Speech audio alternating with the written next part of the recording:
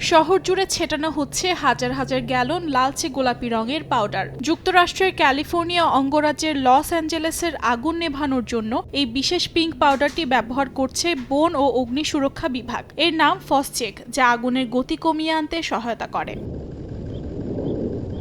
উজ্জ্বল গোলাপি রং ব্যবহারের পেছনে রয়েছে একটি বিশেষ কার্যকরী উদ্দেশ্য। পাইলট ও অগ্নি নির্বাপন কর্মীদের সঠিক জায়গায় গুঁড়া ছেটাতে সাহায্য করে গোলাপি রঙের গুঁড়া, যাতে আকাশপথ থেকে গুঁড়া ছড়ানোর সময় এটি সঠিকভাবে প্রয়োগ করা যায়। অ্যামোনিয়া ফসফেট সার ও এক ধরনের ঘন উপাদান দিয়ে তৈরি করা হয় ফসচেক। পিঙ্ক পাউডার গাছপালা বা উদ্ভিদের সঙ্গে আটকে থেকে আগুন ছড়াতে বাধা সৃষ্টি করে।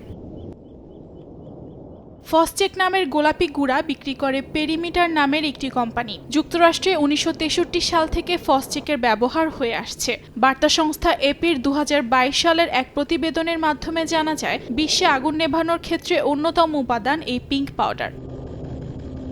অর্জিতা শেহজিন, সময় সংবাদ।